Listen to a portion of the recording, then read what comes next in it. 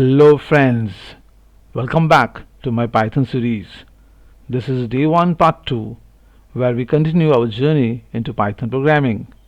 If you are new here, don't worry, you can always check out part 1 to catch up.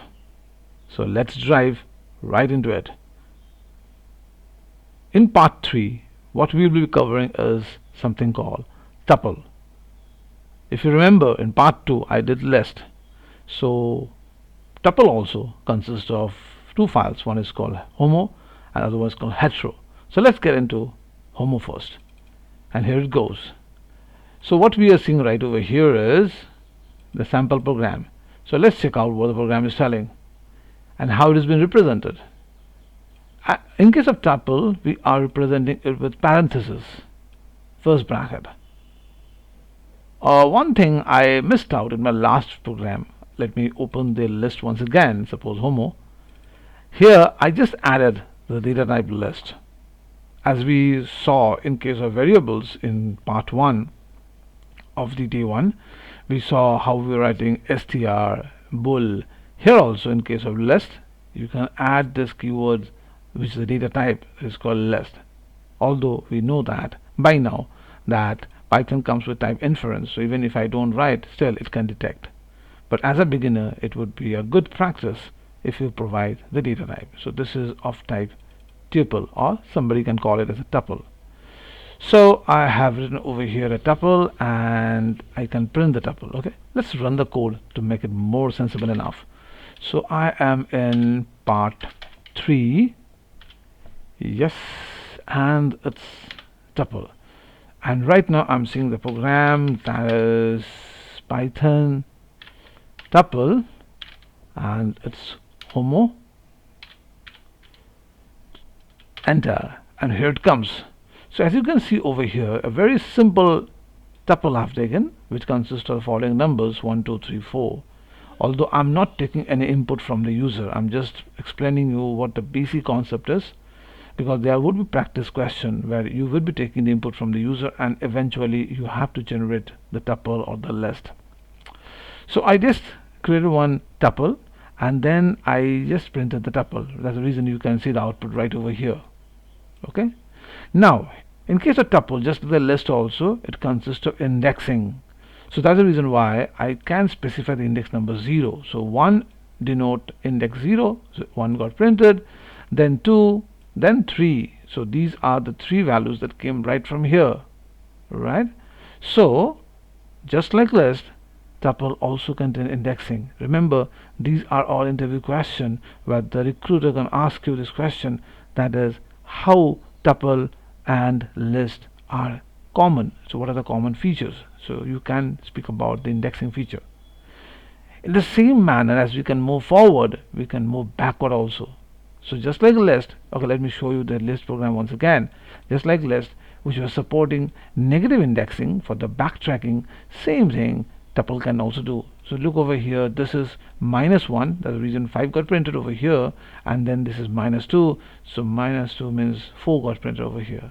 So that means in case of tuple, just like list, both positive and negative indexing are compatible. So this is a very important point, take it noted.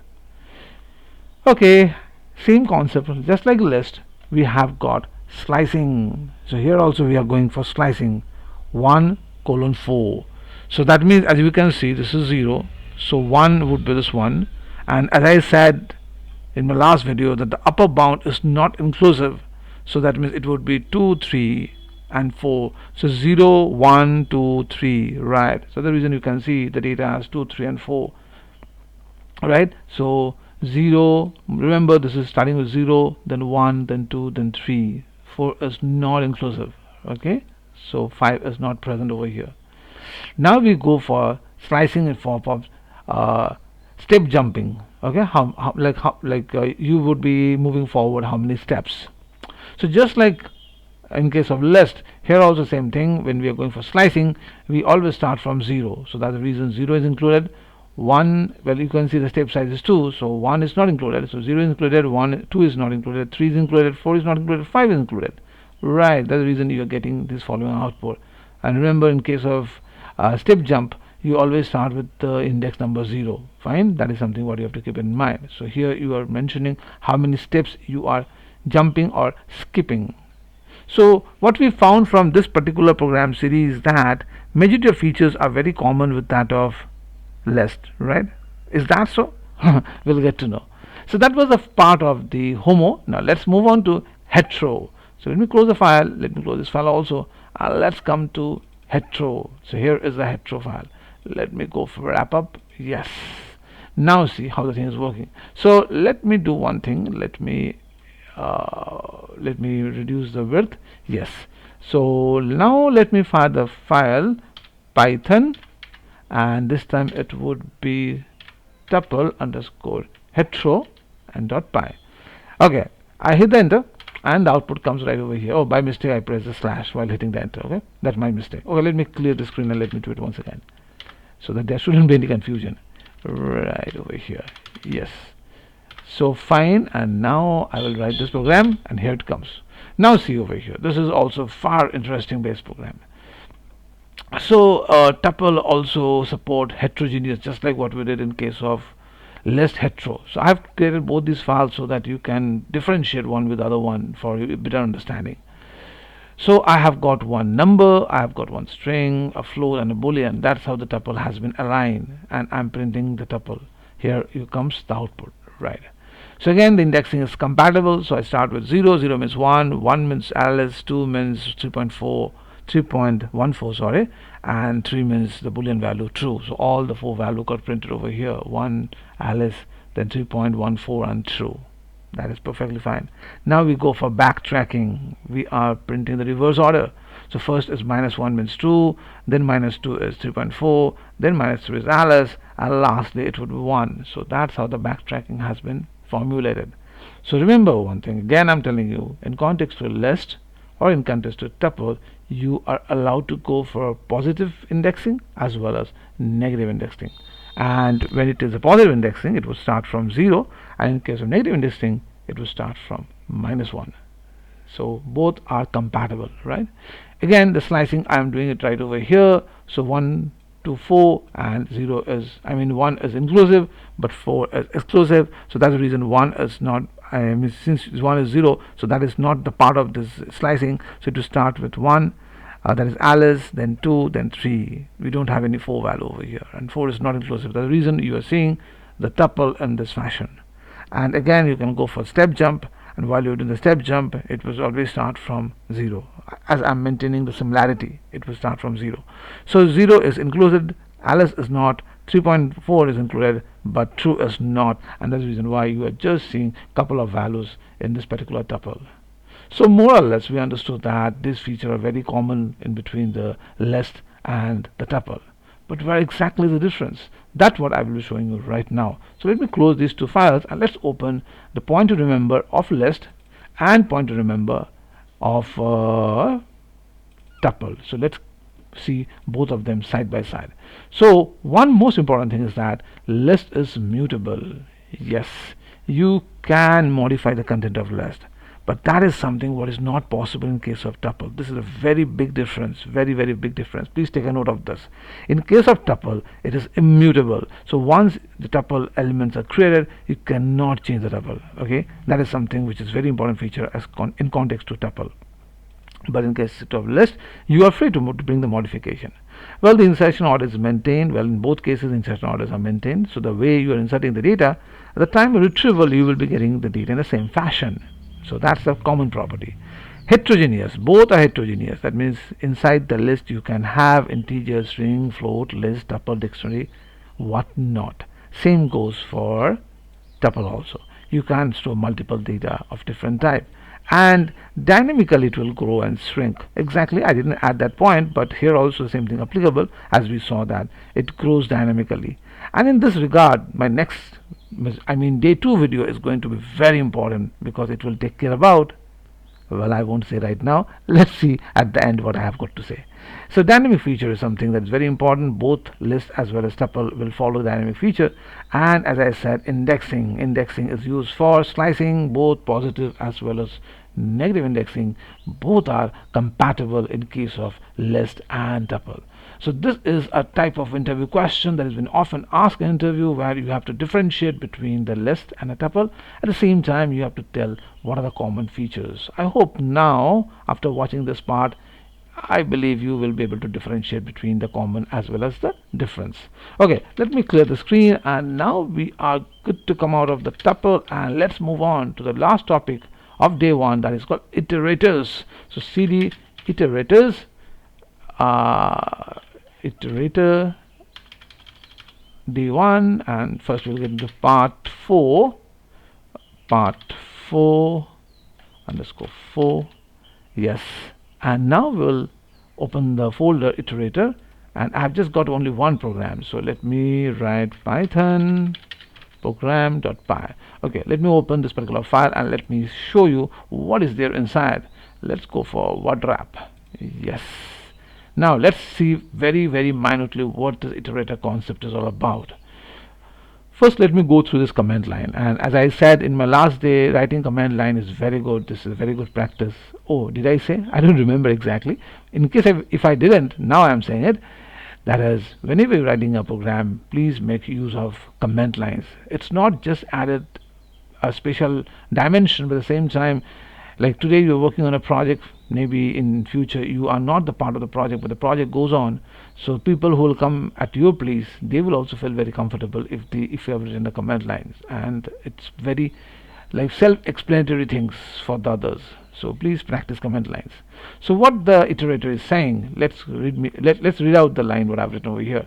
An iterator is a iterator in Python that allows sequential access. Sequentially, that means if I have to say I can move in the positive direction, that means from 0 it would be 1, from 1 it would be 2, that would be sequential access to the element in a collection of list tuple dictionaries.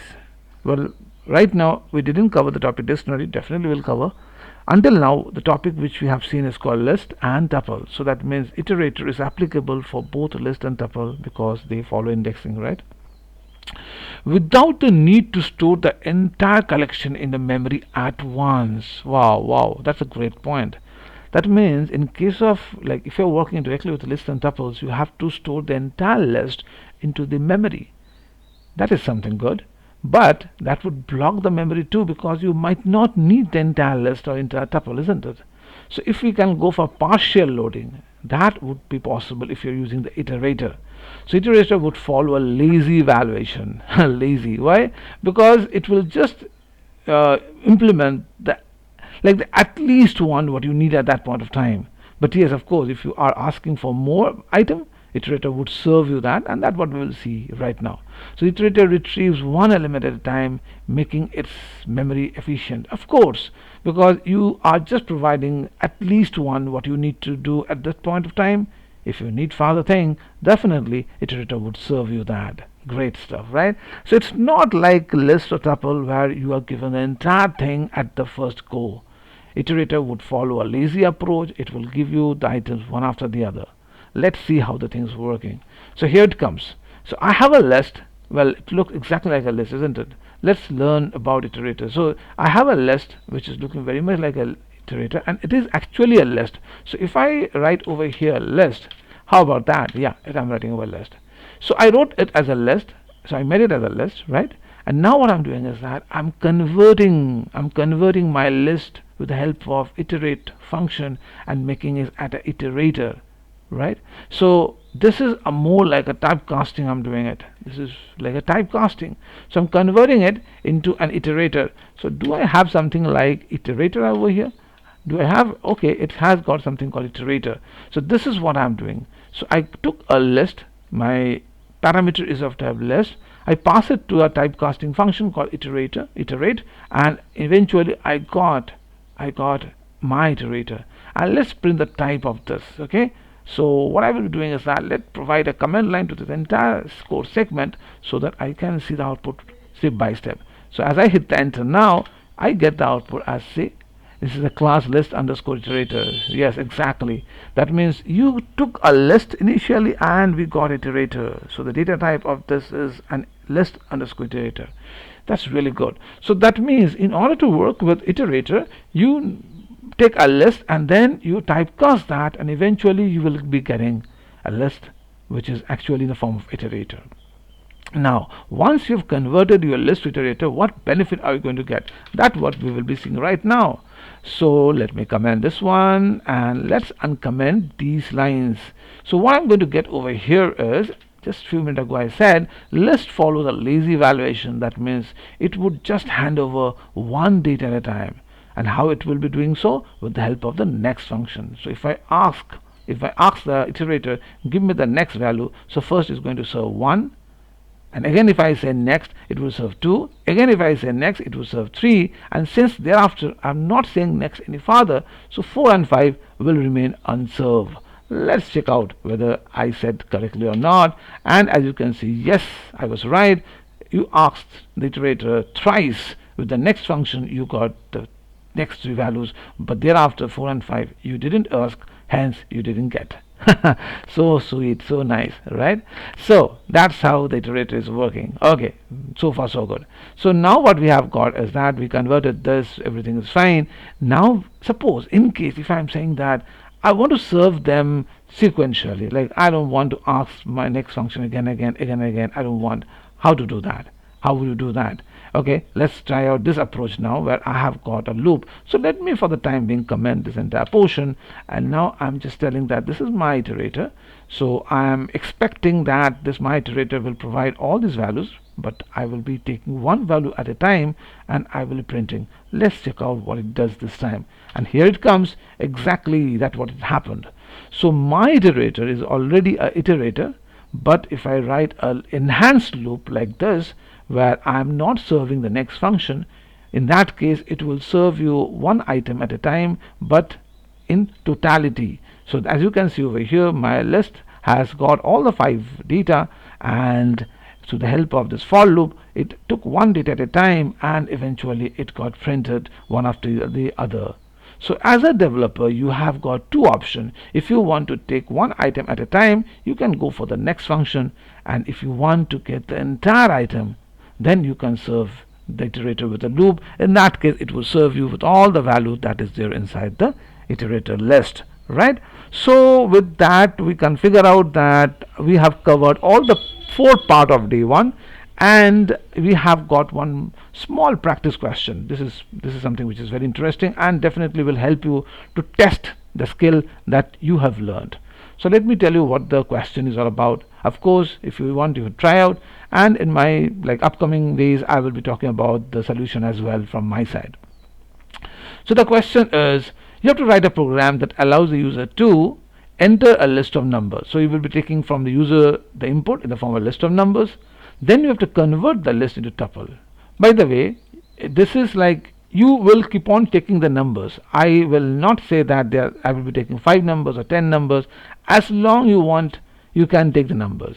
Okay, so there must be some way to stop this number taking process, because you took the first number, then you can prompt your system can prompt you asking that would you like to enter another number. If you say yes, you can. If you want to follow this approach, I don't have any problem, you can go for that. And the other approach can be like, suppose my program is not prompting me this question, would you like to enter, rather I give the first number, then I give a space, I took the second number, then I give a space, and then I took the third number. So the space will be working like, as you are giving the space, the system will expect that you are going to provide the next input, and when will you stop, at that point of time will not give the space any further. That means the program actually, you stop taking the user input. That approach you can also try out. You can try out both the approaches, see how it works. Okay, so after you have taken the list of numbers, then you have to convert the list of numbers into tuple, right? And once you have converted the list of numbers into tuple, you can print the list which is now a tuple form. That also you can do it, and then with the help of the iterator you will be accessing the element one by one.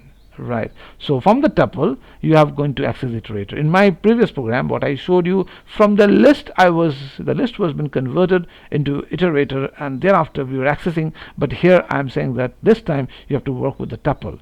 The tuple means you have to go for tuple which will be converted to iterator, and thereafter you will follow the same thing what I did, right? So that is a small task which I have given, and I believe that if you do this task, a lot of things will be crystal clear. Okay, so finally we wrap up day 1 of our Python series. I hope that you find the series helpful. But don't worry, in day 2 we will take things a step farther and explore something which is very awesome, that is called memory management of Python. Please stay tuned and don't forget to practice what we covered today. Okay, so see you in the next one. Tata, bye bye.